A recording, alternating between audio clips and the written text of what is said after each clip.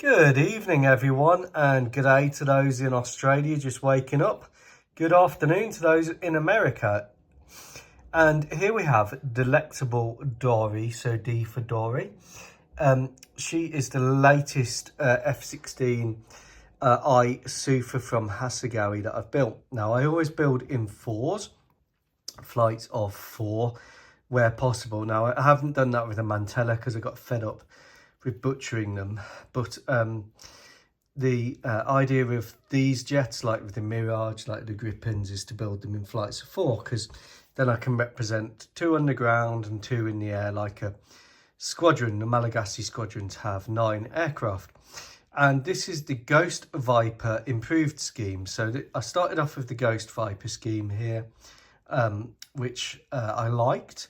And then I've just taken that to the next level. So the reason I've done that is because the Hasegawa kit, and I'm running out of F-16 decals, has these refueling markings, which if you do the gunship grey on the top, just you can't see them, because of course the Sufa is Israeli camo.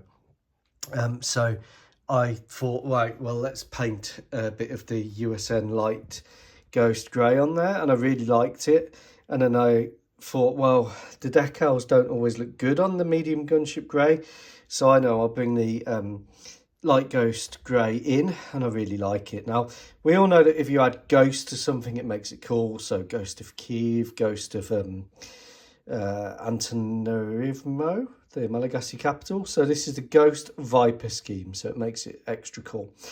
This is from the Oddish Squadron. So the Oddish Squadron has converted from the Sukhoi Su-34, which the Malagasys can't really get spare parts for without being sanctioned back to the Stone Age.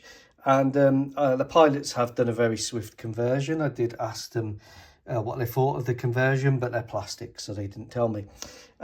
Yes, so the Su-34s have gone. F-16s are being purchased. KF-21 Burmese are being purchased, or Burmese if you're in Dudley. Basically the idea is that I'm moving away from the Gripen, because the Gripen has some good attributes, like its low basing costs, like its energy retention, like its ability to operate from rough strips.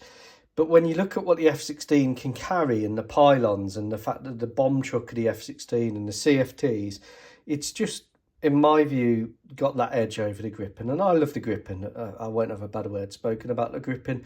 But the F-16, to me, the more I read into it and the more I look at the capability and the support it gets from Lockheed and the US arms industry, actually, it is a good package. So just to illustrate that, here's an AGM-142 Popeye, the Israeli long-range cruise missile. This one's got 2 Lockheed Martin JASSMs on.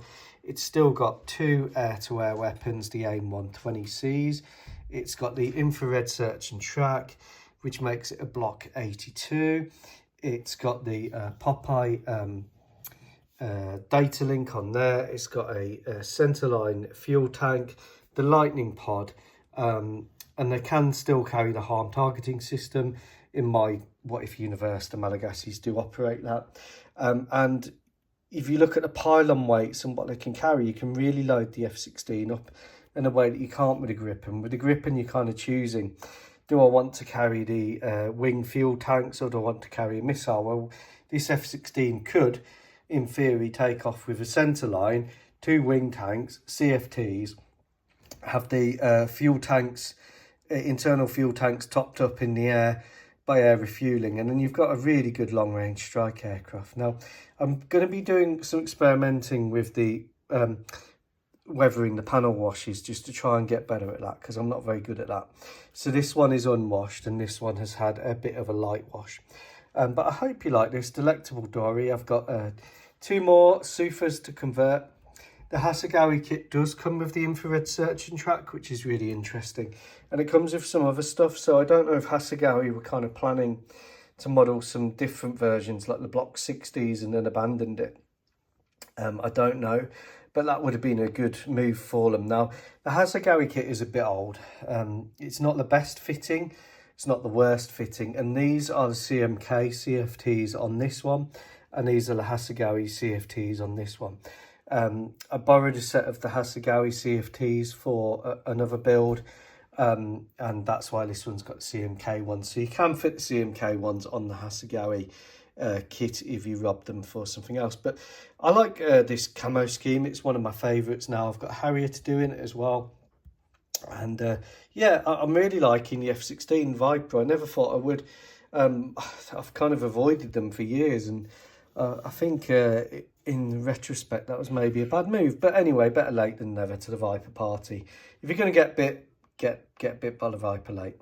Take care. Goodbye.